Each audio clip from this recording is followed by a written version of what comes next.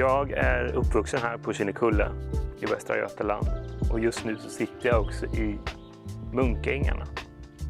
Här på vårarna så är det en magnifik undervegetation med blommande ramslök i vitt och de här nakna stammarna som tittar upp som solitärer i det här gröna landskapet.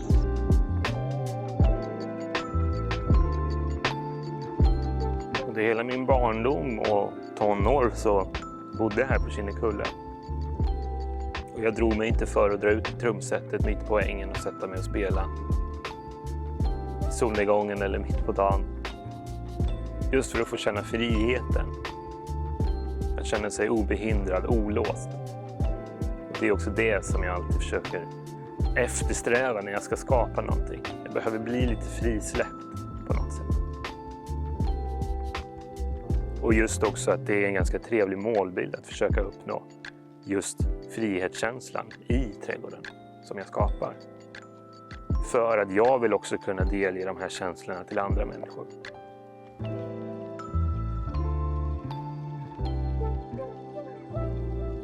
Kalkstenen här på Kinnekulle är ju väldigt genomgående, det finns precis överallt.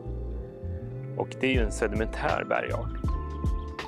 Så hela Kinnekulle och kanske framförallt Munkängarna som man ser det är alltså gammal sjöbotten. Så det är nästan som här bak i slänten och sådär finns det som raukar nästan. Man kan se att det är gammal sjöbotten. Den här kalkstenen då, den använder man ju på flera olika sätt. Dels som byggnadsmaterial, murar och sådär, men även som markmaterial. Det är någonting som jag också gillar väldigt tydligt här uppe. Det är kalkstenskrosset, alltså ett grus som man använder på gångar till exempel och garageuppfarter och sådär. Det blir ett väldigt indirekt mjukt material, även om det är ett grus.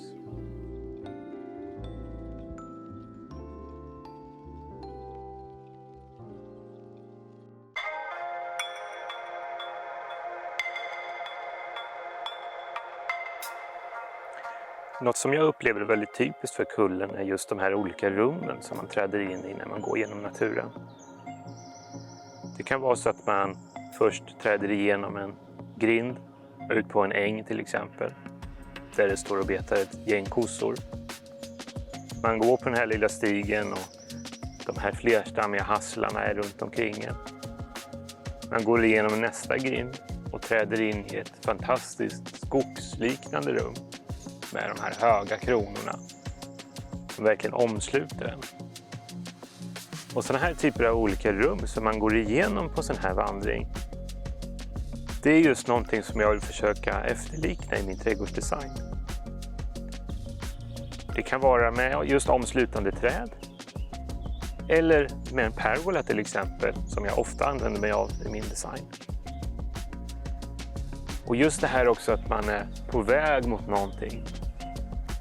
Det är någonting jag också försöker eftersträva med mina skulpturer till exempel. Att man skapar just siktlinjer, att man skapar en vilja att gå genom trädgården. Så kalkstensbrottet här på Kinnekulle, det användes under många år för att just bryta den här kalkstenen. Och idag är det ett fantastiskt rum med de här jättehöga väggarna, vattenspegeln i mitten.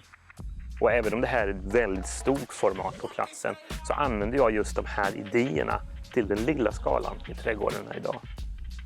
Varför inte skapa sparsmakade platser med just flerstammiga exemplar, en undervegetation, kanske en liten vattenspegel här och där, men just rumskapandet.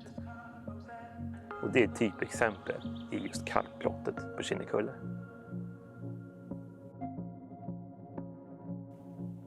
Ens barndom eller uppväxt eller hembygd, det är ofta det mest trygga man kan ha. Och just det där vill jag också efterskapa i en trädgård. Om vi ställer bilarna till exempel på en uppfart, då vill jag stänga för det med en häck eller en spaljer eller liknande för att sen träda in i ditt hem, din privata sfär.